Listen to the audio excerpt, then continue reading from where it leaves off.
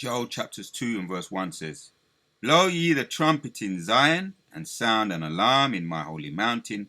Let all the inhabitants of the land tremble, for the day of Yahweh cometh, for it is nigh at hand.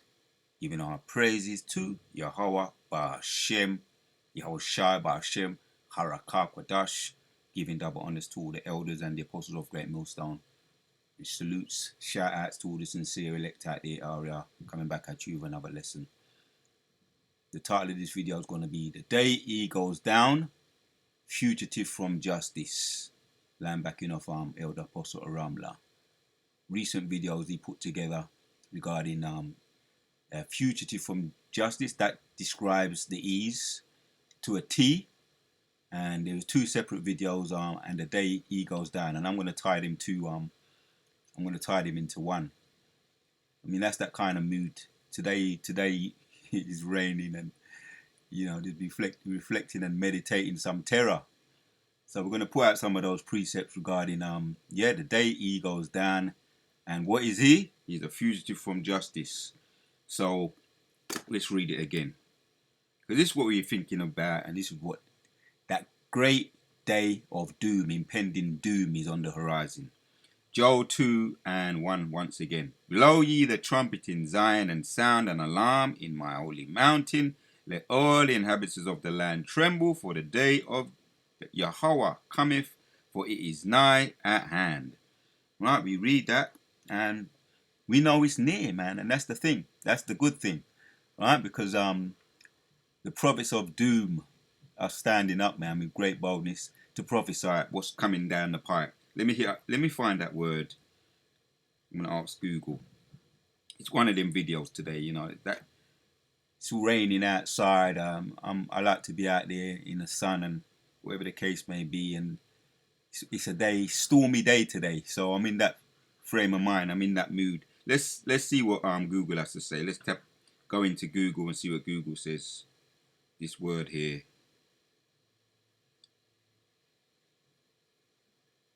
Doom, meaning. This is the definition of doom: death, destruction, or some other terrible fate. Right.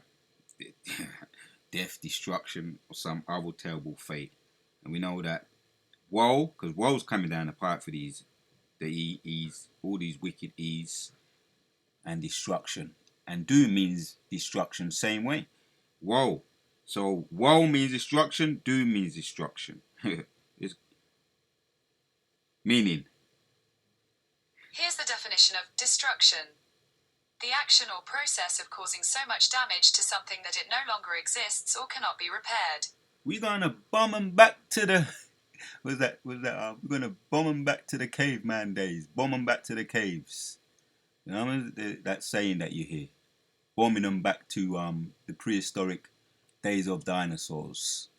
So this is what's gonna be left, man. Smoke, and it's gonna be an example for what Babylon, right, and certain places in Europe too, gonna be shooken up, and it's gonna be made an example of what happens to a kingdom that is extremely wicked, right? See here what I'm just, that's the mood, that's the mood that I'm in today.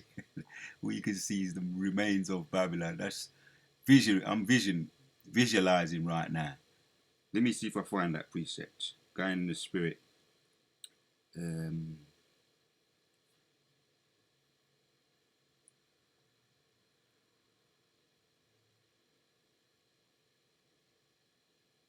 Proverbs chapters 29.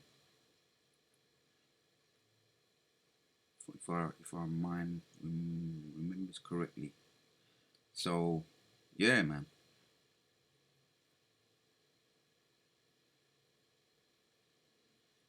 If I remember correctly, where there is no vision, the people perish.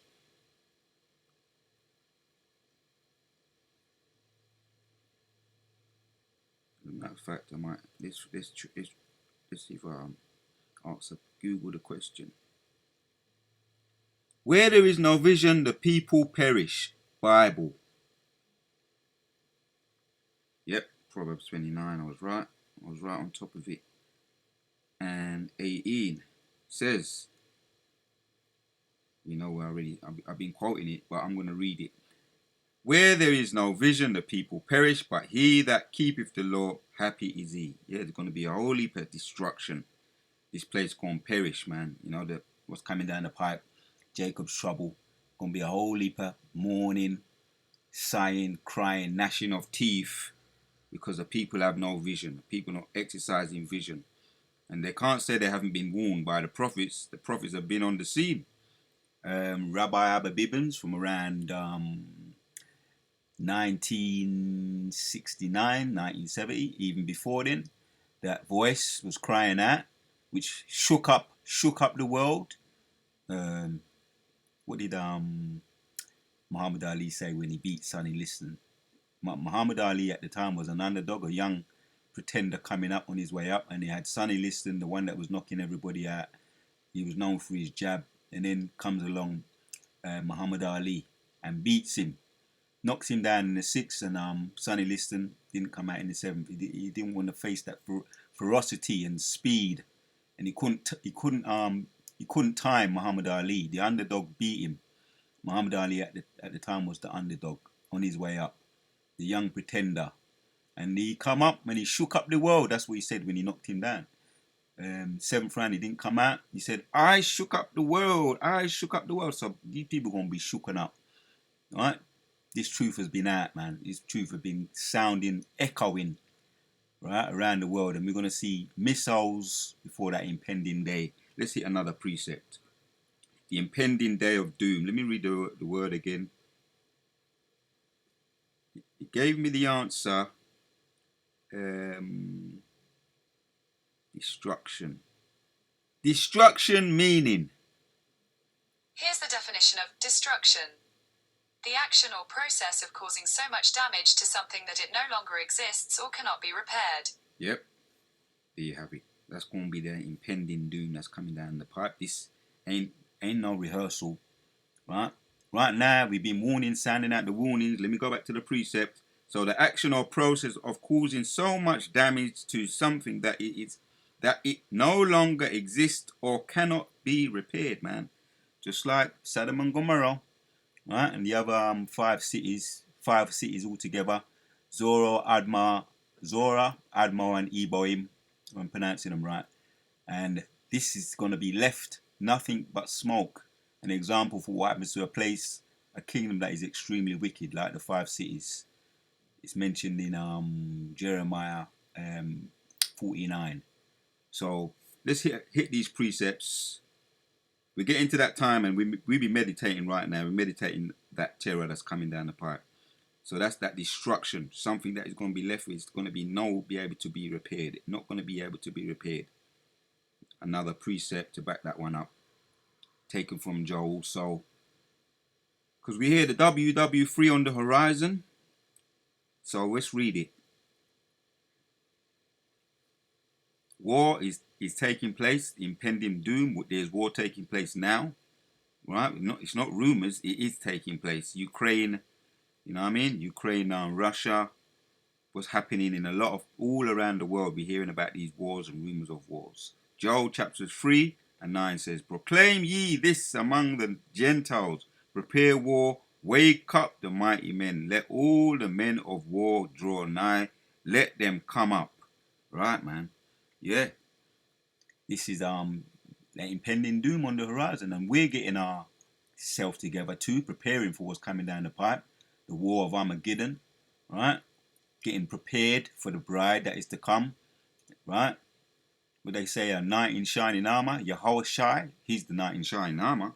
Nobody else gonna rescue us. That's that grand finale. So the knight in shining armor, that's what we're waiting on, right? Let's hit this one. Jeremiah, going in the spirit. Jeremiah 51 and 44 says, "And I will punish Baal, the god of Babylon." Right, man? Yeah, we got a god right now, Nero, right? And his reputation speak for itself. His unpredictability with no filter, right? There's so much crying and pleading, and the draconian laws that he's been making. the sanctions that he's putting in other countries, and he's just the paper dragon or paper tiger. Paper tiger, I think that's what they called him. Paper tiger. Someone who has a lot of bark, or a lot of bark with no bite. Paper tiger. Flimsy. Right? All mouth and no action. But he's got a lot of mouth. Babylon has a lot of mouth. And I will punish Baal Yahweh, Babylon, the god of Babylon, and make him vomit up all he has. Right, talking about the WW3 on the horizon. Just about when he's about to full his belly, he might even get some swallow something down. Most are going to do what? I will make him vomit up all he has eaten, and nation will no longer come and worship him. Yeah. The wall of Babylon has fallen, right? What nation will no longer come and worship him? Because when you jump up to of the same chapter in 7, it says Babylon has been a golden cup in the Lord's hand, right? That's the vessel that he's been using, right?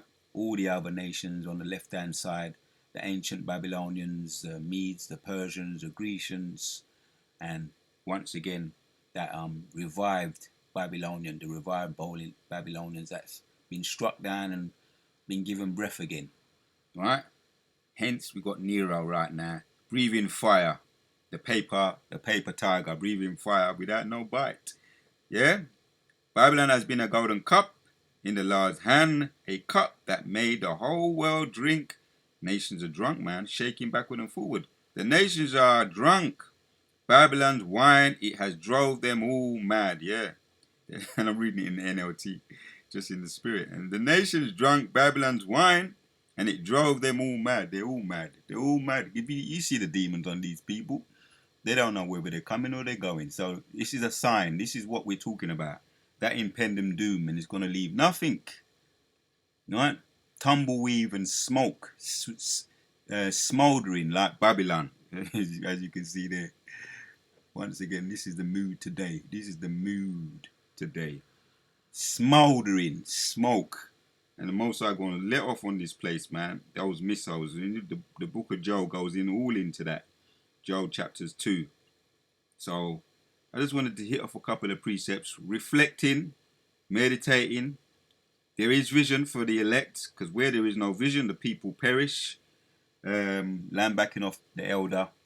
That great day when E falls, or the fugitive, right? Elder Apostle Aramla, the fugitive, and that great day when the E's fall, the impending great day. I'm gonna mesh them two titles together for the title of this video.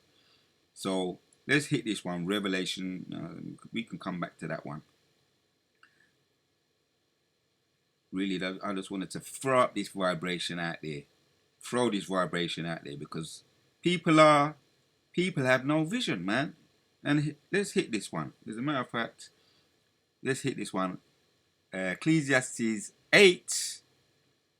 Right? For those need to be shaken up and waken up. That impending doom is real. It's not a no rehearsal. So Ecclesiastes 8 and 11 says, because sentence against an evil work is not executed speedily, therefore the heart of the sons of men is full set in them to do evil. Right, that's why they're not repenting. Yeah, and talking about our own people. They're full set in their ways to do evil. Selling out. We've got the new thing going on now, the new kind of trend of people taking the bag. We say that in the spirit. That seems to be some trend now with these bugats and sellouts. There's a trend now. People just want to take the bag. They ain't got the patience. You know what I'm saying? Our own people are talking about in these Power Ranger camps. There's a trend now of taking the bag. Can't wait. You know what I mean? Scoffers saying, where is this day from time of the beginning? They be talking about the end. Where is it? And they lose patience and they just take the bag and start to spew out all this vomit about Babylon ain't going to be burned up with fire. It ain't the place where it's going to be burned up. All kinds of new trends, new vomits coming out. People returning to their vomit too, as the scripture says. Many of people going to be scoffing and returning to their own vomit. The scripture doesn't tell us that. We ain't surprised. Trying to take shortcuts into their kingdom, making this their kingdom.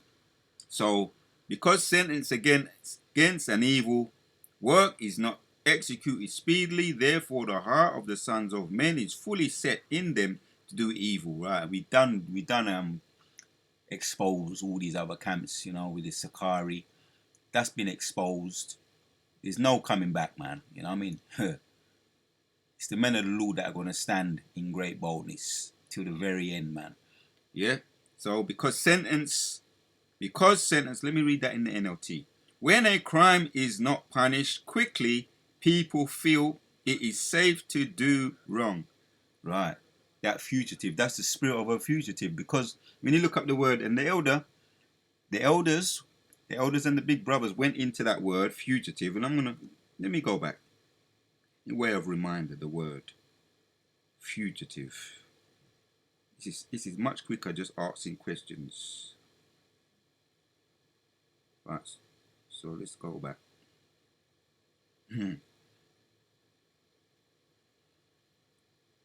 Fugitive meaning.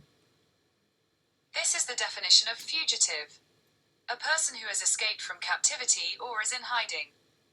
Yep, a person who has escaped from. There you have it, man. So that's E. Let me one more. I'm just curious. Fugitive, give an example.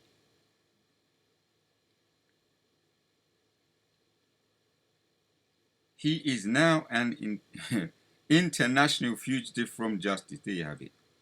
It's giving me an example. So a fugitive is a person who is fleeing or hiding from the police or a dangerous situation. An example is a convict who escapes from prison and becomes a fugitive. They might be fleeing to avoid being tried in court or to evade capture. Thank you very much. Google said that. I just asked the question and it says a convict who escaped from prison. Yeah, because from the time when he actually slayed his brother, yeah, the original fugitive Cain, right, bloodshedder, right, or when you get into the word, his name, Cain, we know he's a bloodshedder, but something to be sharp, something sharpened knife, something like that, or weapon, something like that. The word Cain. I can get into that. But yeah, Cain, the original fugitive, slayed his brother, and he didn't want to face that justice. He said, "My punishment is too much. Let me get away." And the Most High, give him a little time, but the time is running out. Is that egg time is running out. So that's what it is. He's a fugitive escaping from prison, right? A convict who escapes from prison and becomes a fugitive. They might be fleeing to avoid being tried in court or to evade capture. And there's some more there, but they're very dangerous when you try and get them. You leave them alone. They leave them alone to do what they want to do, kill, steal, and destroy. They're all right. But it's when you try and catch them, that's when you see the true horns come up. True horns pop out when you try and capture them and tell them that it's over. That's when you see them start bugging out. All kind of weapons come out. You know what I mean? And then they end up fleeing into the woods and trying to shoot everything in sight, killing everything in sight. I know there's a word for it. Rule or ruin, something like that. If I can't have it, no one can. Let me ask a question. One more. Rule or ruin meaning. Right. Rule or corrupt by ruin. All these things have been coming in my mind. So let me out. I've asked the question. Let's see what it says here. The Lord ruler was also corrupted by ruined stability. Hold on. Rule or ruin example. Rule or ruin example. Or definition. Says to feel sorrow or regret for something that has happened, or to wish that something had means to feel regret. Nope, nope, nope. That's not the one. If I can't have it, no one can. If I can't have it, no one can. Meaning,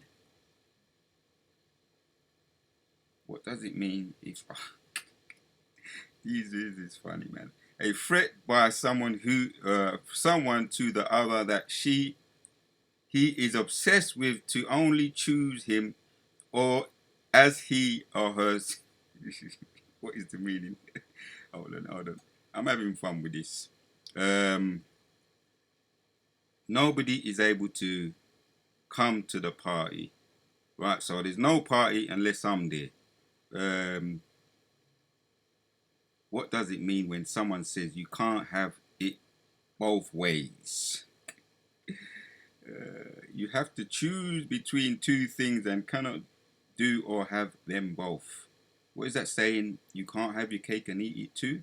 So basically, you got the idea. He can't play, you can't play, so you can't play with my ball because I can't play. So we got to ruin the party. If I'm not invited, there is no party. Turn off the music. Party poopers, right? Another precept that goes into that. Tell you what, it's going to sum it up for me. The Fugitive. This one's going to sum it up for me. So let's get back on track right now. Ecclesiastes 8:11 says, because sentence against an evil work is not executed speedily, therefore the heart of the sons of men is fully set in them to do evil. Though a sinner do evil 100 times, right, his days be prolonged, yet surely I know that it shall be well with them that fear Yahweh, which fear before him. Yeah, let me read that in there too. But even though a person sins 100 times and still lives a long time, I know that those who fear Yahweh will be better off, right? So yeah, because crime hasn't been executed speedily, the heart of the wicked gets bold to carry on doing his wickedness. Now, I was on a particular point, that attitude of E, because Google kind of didn't really get there. So, but I've got a precept that will help this to explain it better. Let's find it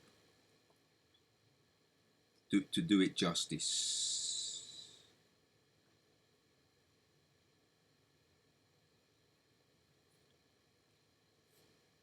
I'm going to start wrapping it up. So Hebrews chapters 12, right? This gives it a proper perspective on the E's, the fugitives, his impending, the end of his time, his rule is near.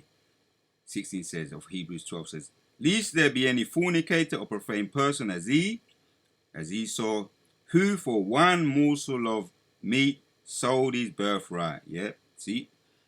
Coward, right? No patience, can't wait.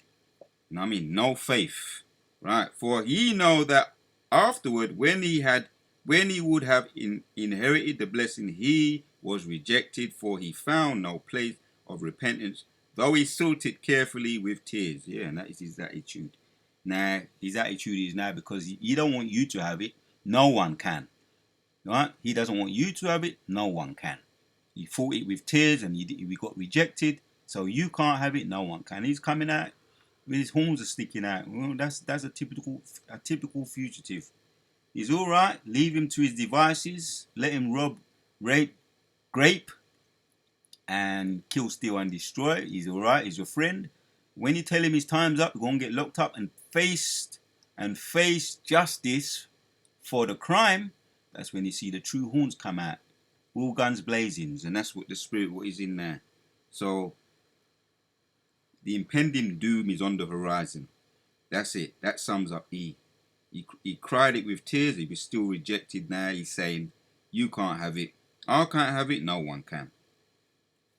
But the Most High got you marked. Psalms 50 from 19 says, thou givest thy mouth to evil, right? You can't have it. I can't have it. I can't play. You can't either. No one can. Thou givest thy mouth to evil, and thy tongue frameth deceit. Thou sittest and speakest against thy brother, thy slanderers, thine own mother's son. Yeah. Slanderer. That's what they do. You can't have it. No one can. Yeah, what about all the things that you start making up? Slander, lies. We're coming into that time now with Jacob's trouble, man. And we got Nero, and he's the one that instigated the deletion of Peter, Apostle Peter, and Apostle Paul. He burnt down Rome and he blamed it on the Christians, that reputation. And a lot of many sadistic, crazy, outlandish, mad things that he did.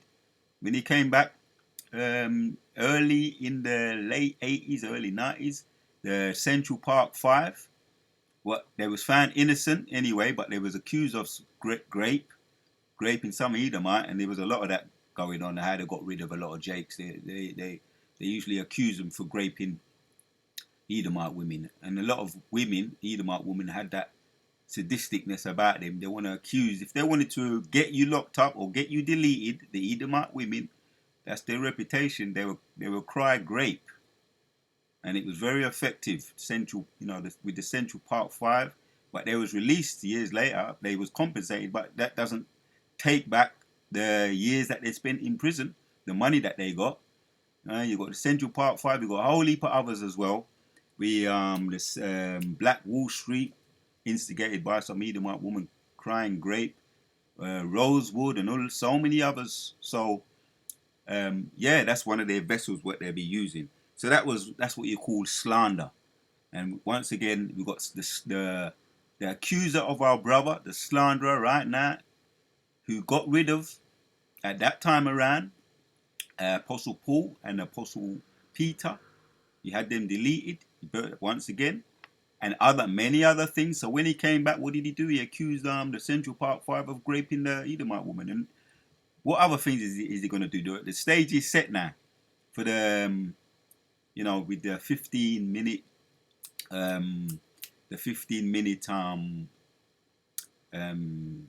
we call these 15-minute cities. As a matter of fact, hold on, let's just see something. Just curious.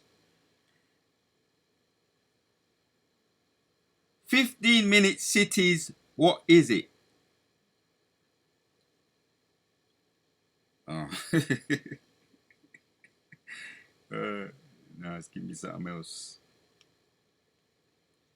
15-minute cities. Right, let's see. 15-minute city is a concept in urban planning where residents can access all their daily needs. There you go. There you have it. Work, shop, education, healthcare, leisure within a 15-minute walk, bike or ride, or public transport ride.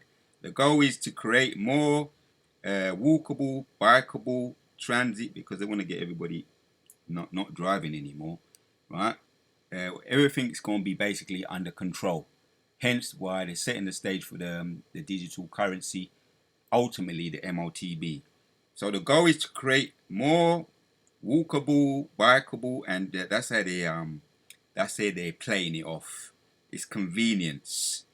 Bikeable, transit-friendly neighborhood, reducing the need for cars and promoting sustainable mobility. Right.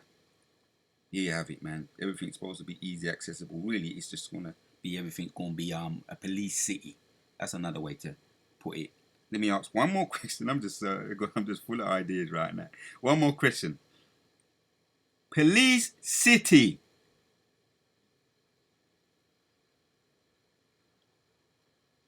What is a police city? Police city state. Police city. It's giving me right there. Law enforcement agencies that are under a control of local government. This includes principal government, where it is the smallest administrative. There you have it, man. Law enforcement agency that are under the control of the government. That's a 15-minute city, right? In a nutshell, to explain it. So I say that to say, the slander, right?